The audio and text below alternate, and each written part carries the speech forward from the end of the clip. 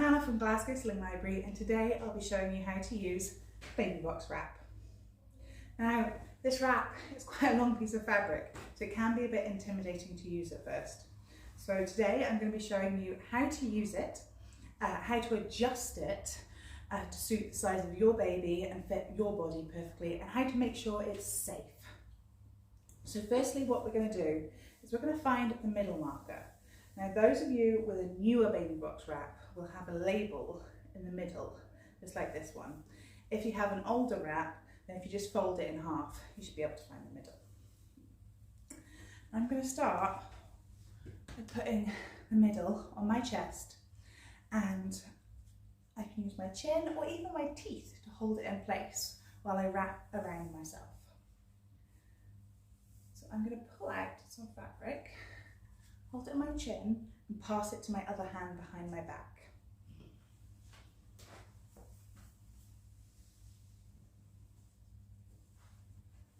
Now, the reason I've done it this way is so it's nice and smooth over my back, which ultimately will make it more comfortable. So now I'm going to find the other edge that goes over my chest and do the same thing. Pass it to my other hand and over my back. I'm going to bunch up this horizontal pass and post the two tails through. Trying quite hard not to twist it, but if you do, it's not a problem.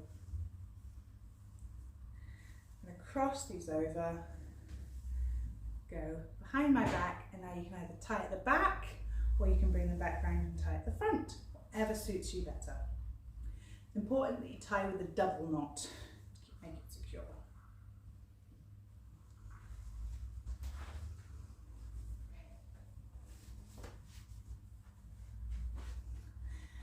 Now I've got my wrap on ready, I'm going to pull the horizontal pass down so you can see this cross.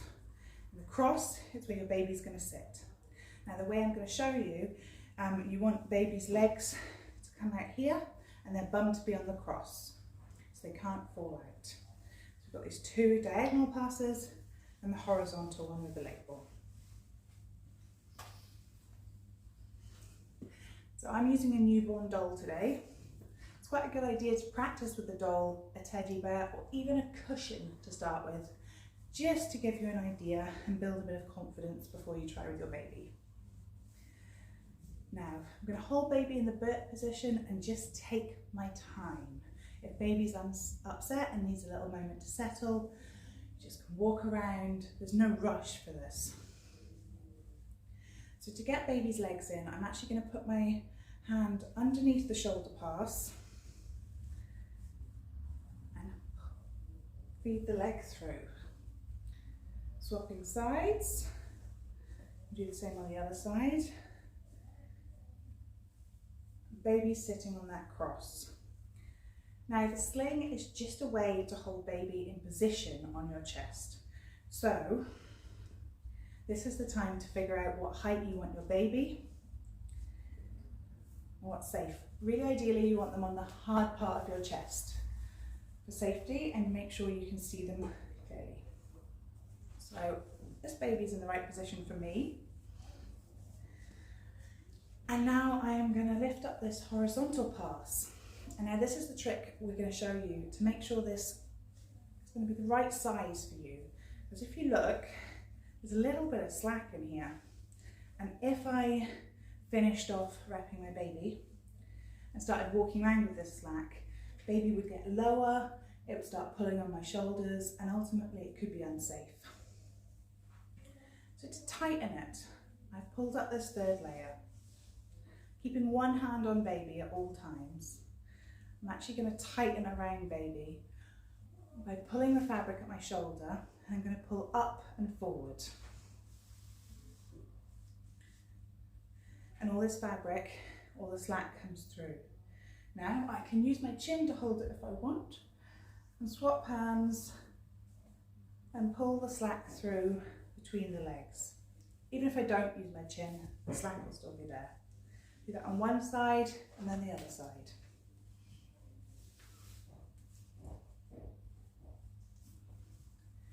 As you can see, this will come out between baby's legs and you can pull the fabric.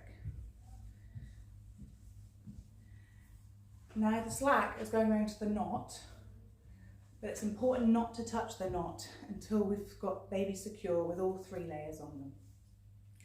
So now I'm going to pull down that 3rd horizontal layer. What's important is to find which layer's on the bottom. So if you can feel at the cross, I've got the left side on the bottom. And you'll probably find that you have a certain way of wrapping that it'll always be the same side. So I'm going to pull this side over baby. I want it right across the shoulders. I'm going to pull it right across baby, put my hand underneath the other diagonal pass and pull it right into their knee pit. You want as much support as possible. That's 1 layer. Now we're going to spread the other layer right across baby, knee to knee. And if there's any more slack you find when you're doing this, you can just pull it out. Lastly, I'm going to pull up the 3rd layer. And the 3rd layer does the job of securing the 2 passes. So it doesn't have to be super tight. It's almost like can be a soft blanket for the sides. We want it just to make sure those 2 passes don't split and let baby fall out. So now we've got 3 layers on, we can now go undo our knot and retie it tighter.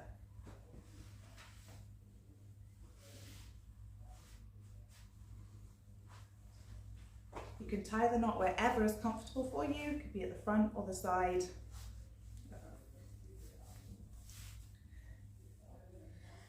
Now we've got baby in, we're going to do our safety checks. So firstly, I'm going to see, can baby breathe? Now, the problem you sometimes find is that actually this is blocking slightly from me being able to see my baby. Especially when they're newborn, you want to be aware of this. So I'm just going to show you quickly how to do a flip, which can help. I'm going to take down the 3rd layer and just unpeel the 2nd layer. So if you know your baby's leaning to one side, you can do this flip while you're spreading the passes.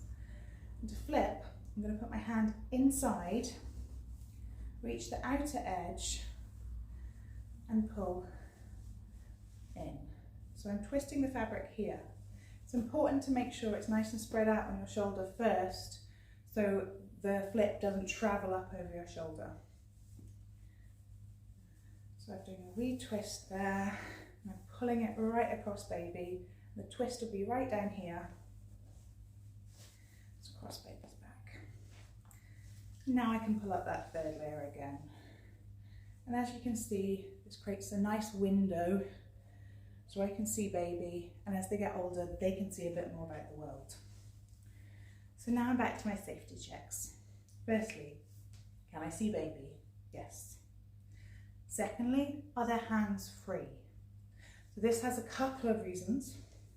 You want to make sure their hands are not trapped lower and that they have access to their hands. It's really important for newborn babies to be able to chew on their hands and to be able to give feeding cues. The other reason we do this is if the hands are under the chin, we know that the chin is off the chest and we've got nice open airways, which is really important. As babies get older, they'll probably put their hands where they want, so you just need to make sure that they're not in an uncomfortable spot. So we start with, can they breathe? Are their hands under their chin for newborns? Thirdly, we're going to check it's nice and smooth over their back. You just don't want any bunching or pressure points. Then we want the fabric supporting them knee to knee. Now it's slightly different with a doll, especially with a newborn, you'll have the much more in froggy position. And you don't want to overstretch their knees, you just want to keep them nice and tucked up and supported knee to knee. And lastly, we're going to check they've got a pelvic tilt. So So this is the same idea of the froggy thing. It's like a hammock where they sit in it, where their knees are going to come above their bum and all their weight's going to be on the bottom, much like a squat. The benefit of this pelvic tilt is we've got a nice curved spine and their head actually falls towards you, nice and comfortable. If they tolerate it and if they're, say, asleep, you can also use the back bit of fabric to tuck in their head if they're sleeping. Not all babies like this. As you see, I've done my safety checks. My baby's all good. And lastly, I'm just going to check, am I comfortable? It's really important because if we're not comfortable, we're not going to be wanting to do this longer term, and we need to find tricks to make us more comfortable. One of the other things I can do is I've made sure the passes are spread as flat as possible. Don't worry, if you do get twists in there, it doesn't have to be perfect every time, it's still safe. But I'm going to spread out by taking the bottom edge on the horizontal pass and the bottom edge of my shoulder pass and just spread it out a bit more.